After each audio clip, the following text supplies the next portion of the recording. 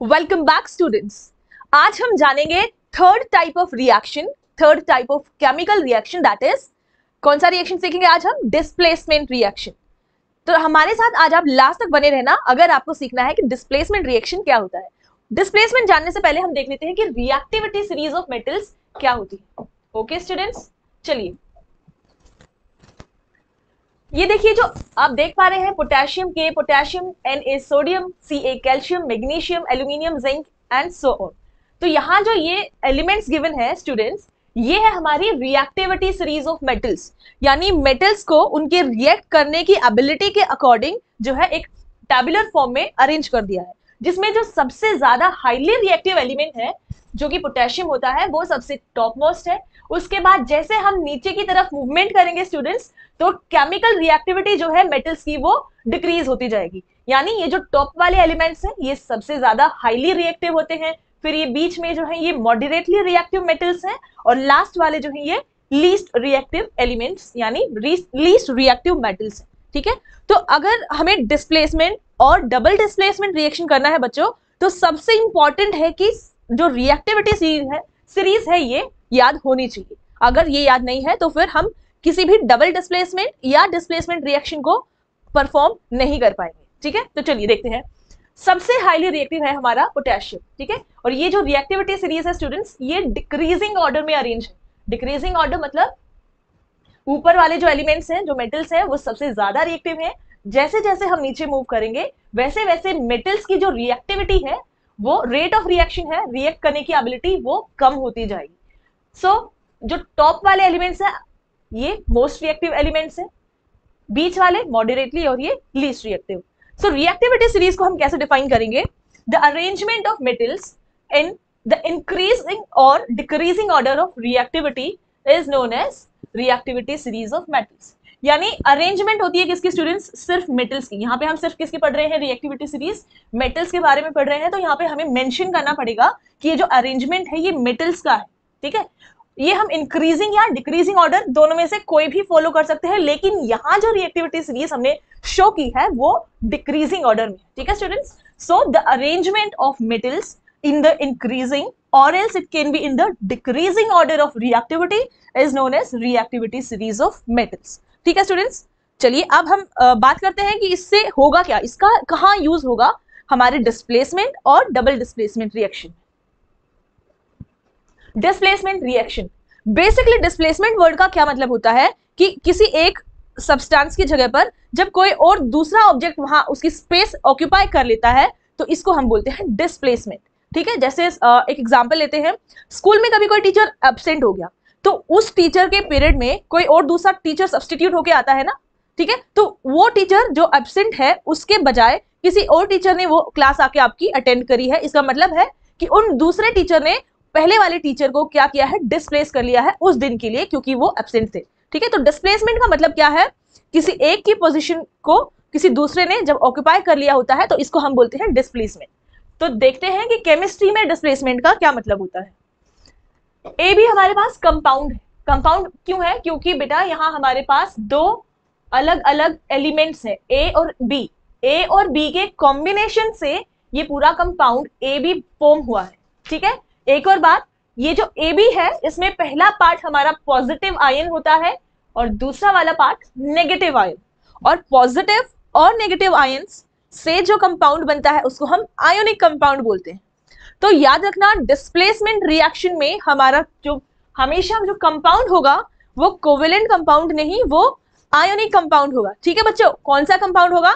Ionic, मतलब एक positive और एक नेगेटिव के बीच में जो बॉन्ड बनता है वो होता है आयोनिक बॉन्ड, और ऐसे कंपाउंड को हम आयोनिक कंपाउंड बोलते हैं। ठीक है, तो यहाँ ए बी जो हमारा कंपाउंड है इसके साथ जब रिएक्शन होगा किसका? सी, यानी सी यहाँ ए बी के साथ रिएक्ट कर रहा है केमिकली, तो क्या होगा स्टूडेंट्स? देखते हैं। तो हमारे साथ प्रोडक्ट साइड में मिलेगा ए प्लस सी बी, यानी ये जो ए के साथ बी था हमारा वो अब किसके साथ कंबाइन हो चुका है? सी के साथ, और हमारा जो प्रोडक्ट साइड हमें प्रोडक्ट्स ऑब्टेन हुए हैं वो है ए और सी बी। तो क्यों हुआ ऐसा? यहाँ जो स्टूडेंट्स ए बी का बॉन्ड है वो ब्रेक डाउन होकर ए की जगह किसने ले ली है? सी ने। देखो ये पॉजिटिव, ए कंटेन्स पॉजिटिव चार्ज, बी के पास नेगेटिव चार्ज है, सी कंपल्सरी है, सी कि ये पॉजिटिव आयन होगा। कंपल्सरी क्या है यहाँ पर कि ये जो आप सी है ये कैसा होगा स्टूडेंट्स, पॉजिटिव आयन फॉर्म करने वाला एलिमेंट होगा। तो पॉजिटिव आयन फॉर्म करने वाला एलिमेंट होगा, मतलब पॉजिटिव आयन कौन फॉर्म करता है स्टूडेंट्स, मेटल्स फॉर्म करते हैं, तो ये हमारा एक मेटल होगा। अगर ये जो सी है इस ए से, ए के पास भी कौन सा चार्ज है, पॉजिटिव चार्ज है, लेकिन सॉरी अगर ये सी ए से ज्यादा रिएक्टिव है, यानी अगर रिएक्टिविटी सीरीज में सी की पोजीशन ए से ऊपर है, यानी सी ज्यादा रिएक्टिव होगा ए से, तो सी क्या करेगा, ये लेस रिएक्टिव है ना ए, क्योंकि बिलो है सी पोजीशन, तो सी इसको डिस्प्लेस कर देगा और ए को यहां से हटा के खुद ये पोजीशन ले लेगा, जिससे बन जाएगा क्या, सी बी। ठीक है, जिससे क्या फॉर्मेशन होगा, सी बी, और जो बेचारा ए है ये अकेला रहेगा, इसके साथ जो बी था वो सेपरेट होकर सी के साथ कंबाइन हो गया। ठीक है स्टूडेंट्स, तो इसको हम बोलते हैं डिस्प्लेसमेंट रिएक्शन। तो देखिए, when a more reactive element removes another similar element, another similar element, similar element का मतलब यहां बच्चों है कि अगर एक मेटल है और दूसरा भी मेटल है, तो ये मेटल इस मेटल वाले पार्ट को ही डिस्प्लेस कर सकता है, बी को डिस्प्लेस नहीं करेगा। यहां जो सी है पॉजिटिव आयन है, वो पॉजिटिव आयन है नहीं, पॉजिटिव आयन फॉर्म करेगा। ठीक है, जब ये केमिकल कॉम्पोजिशन इनका चेंज होगा, तो ये जो सी है ये बी को डिस्प्लेस नहीं कर सकता, ये यहां सिर्फ ए को डिस्प्लेस कर सकता है, क्योंकि ए और सी दोनों मेटल्स हैं। तो इसलिए बोला गया है when a more reactive element removes another similar element having less reactivity from its compound, these reactions are termed as displacement reaction। ऐसे रिएक्शन को हम क्या बोलते हैं, डिस्प्लेसमेंट रिएक्शन बोलते हैं। यानी जब ज्यादा reactive element less reactive element को हटाकर उसकी पोजीशन खुद ले लेता है, खुद ऑक्यूपाई कर लेता है, तो उस रिएक्शन को डिस्प्लेसमेंट रिएक्शन बोलते हैं। ठीक है स्टूडेंट्स, चलिए कुछ एग्जांपल्स की हेल्प से इसको हम समझते हैं। ये है हमारे पास कॉपर सल्फेट सॉल्यूशन। ठीक है, ब्लू कलर में होता है कॉपर सल्फेट सॉल्यूशन। यहाँ हमारे पास आयरन नेल है, ठीक है, लोहे के पीसेस आयरन नेल। ठीक है, सो जब कॉपर सल्फेट में ये आयरन नेल इंसर्ट करेंगे हम, आयरन नेल हमने यहाँ पे डाल दिया। ठीक है, आयरन जब कॉपर सल्फेट में डालेंगे, अभी देखो कॉपर सल्फेट का कलर क्या है स्टूडेंट्स, ब्लू कलर है। Copper sulphate solution blue colour का होता है। ठीक है, कॉपर सल्फेट में हमने डाला है आयरन। ओके, 20 मिनट्स बाद हम क्या ऑब्जर्व करेंगे, दोनों टेस्ट ट्यूब में, ठीक है, कॉपर सल्फेट है, तो 20 मिनट्स बाद जिस टेस्ट ट्यूब में हमारे पास आयरन प्रेजेंट है उसका कलर चेंज हो गया। तो ये चेंज इन कलर, हमने पढ़ा है कि चेंज इन कलर मतलब केमिकल रिएक्शन होता है। तो यहां कौन सा केमिकल रिएक्शन होगा, यहां होगा डिस्प्लेसमेंट रिएक्शन। क्यों होगा, चलिए इसका रिएक्शन देखते हैं। अच्छा, और जब इनके बीच केमिकल रिएक्शन होगा तो ये जो कलर चेंज हुआ है, तो इस सब्सटेंस को हम बोलेंगे ferrous sulphate solution. Ferrous sulphate solution reaction क्या होगा इसका, इनिशियली हमारे पास क्या था, ब्लू कलर का कॉपर सल्फेट, ठीक है, CuSO4। इसका जब रिएक्शन हुआ, जब जैसे ही हमने इसमें कील डाल दी, लोहे के पीसेस डाले, तो वैसे ही क्या होगा, धीरे धीरे it will react with iron. लोहे के साथ कॉपर सल्फेट का रिएक्शन होगा, और रिएक्शन की वजह से क्या होगा स्टूडेंट्स, कंपाउंड हमें मिलेगा आयरन सल्फेट, या हम इसको फेरस सल्फेट भी बोल सकते हैं। आयरन सल्फेट और फेरस सल्फेट मतलब एक ही चीज होती है, FeSO4। तो यहाँ ये रिएक्शन क्यों पॉसिबल हुआ, आपको क्या लगता है, यहाँ जो आयरन है ये मेटल है तो पॉजिटिव आयन बनाएगा, और ये जो Cu यानी जो कॉपर है ये भी मेटल है, तो ये भी हमारा पॉजिटिव आयन यानी कटायन की फॉर्मेशन करेगा। तो अब रिएक्टिविटी सीरीज में बताओ क्या इनकी पोजीशन के बारे में, पहले रिएक्शन कंप्लीट कर लेते हैं। FeSO4 यानी ये जो Fe है ये SO4 के साथ कंबाइन हो गया, और जो कॉपर है वो हमें अलग से यहाँ मिल जाएगा। ठीक है, तो रिएक्टिविटी सीरीज में स्टूडेंट्स जब हम देखते हैं किसको, आयरन को और कॉपर को, तो उससे क्या पता चलता है कि आयरन जो है वो कॉपर से ऊपर है, आयरन जो है वो कॉपर से ऊपर है, यानी ज्यादा रिएक्टिव हो गया यहाँ आयरन कॉपर से। जो एलिमेंट या जो मेटल रिएक्टिविटी सीरीज में जितना ऊपर होगा वो उतना ही ज्यादा रिएक्टिव भी होगा। तो कॉपर नीचे है तो ये लेस रिएक्टिव है, आयरन कॉपर से ऊपर है तो ये ज्यादा रिएक्टिव है, यानी iron is more reactive than copper.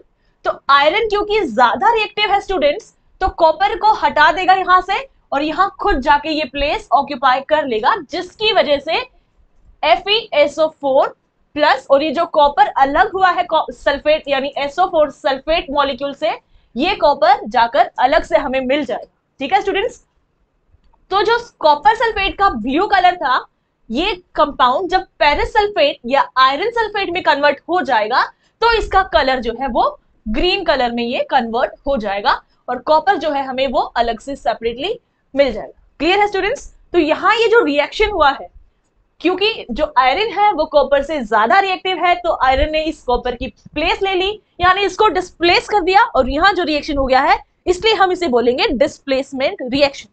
Clear है स्टूडेंट्स? सो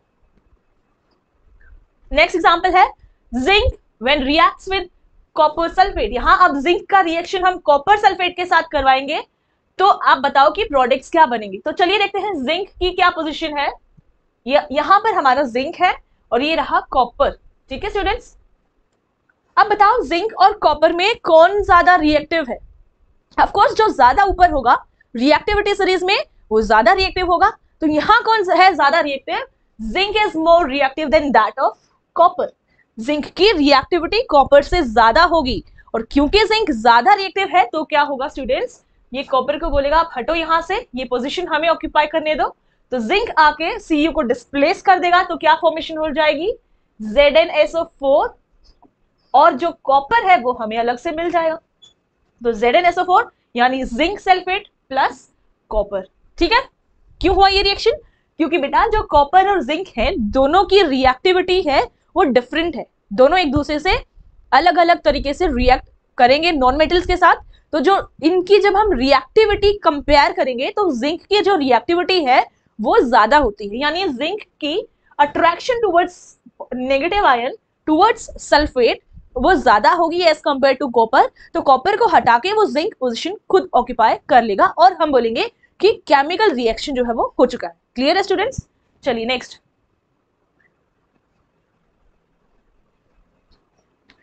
एग्जांपल है बच्चों लेड और कॉपर क्लोराइड। देखो कॉपर ही आ रहा है हर जगह है ना, क्योंकि नीचे है ये रिएक्टिविटी सीरीज में। तो अभी हमारा जो पीबी है ये ऑफ कोर्स क्या है स्टूडेंट्स, कॉपर से ऊपर है, कॉपर इससे बिलो है, तो this is more reactive. PB plumbum lead is more reactive और कॉपर इज लेस रिएक्टिव। तो क्या होगा, ये प्लेस से हट जाएगा और जो पीबी है ये प्लेस आके ऑक्यूपाई कर लेगा, जिससे फॉर्मेशन होगी किसकी? Lead chloride plus copper. Clear है स्टूडेंट्स? तो ये था हमारा डिस्प्लेसमेंट रिएक्शन, बहुत इजी है, कुछ नहीं है इसके लिए, आपको बस ये रिएक्टिविटी सीरीज जो मेटल्स की है आपको ये लर्न होनी चाहिए, ये याद है तो फिर डिस्प्लेसमेंट रिएक्शन में एटलीस्ट इस रिएक्शन में आपको कोई भी प्रॉब्लम नहीं होगी। ठीक है स्टूडेंट्स? सो देखिए पीबी जो है यहां पर कॉपर से ज्यादा रिएक्टिव है, तो यहाँ पे लेड कर देगा डिस्प्लेस कॉपर को और हमारा रिएक्शन ऑकर हो जाएगा, केमिकल रिएक्शन, और ये हमारे जो है प्रोडक्ट्स फॉर्म हो जाएंगे। ठीक है स्टूडेंट्स, नेक्स्ट हम करेंगे डबल डिस्प्लेसमेंट रिएक्शन। तब तक आप सबको जो रिएक्टिविटी सीरीज है वो याद हो जानी चाहिए। क्लियर है students? Okay tata bye bye.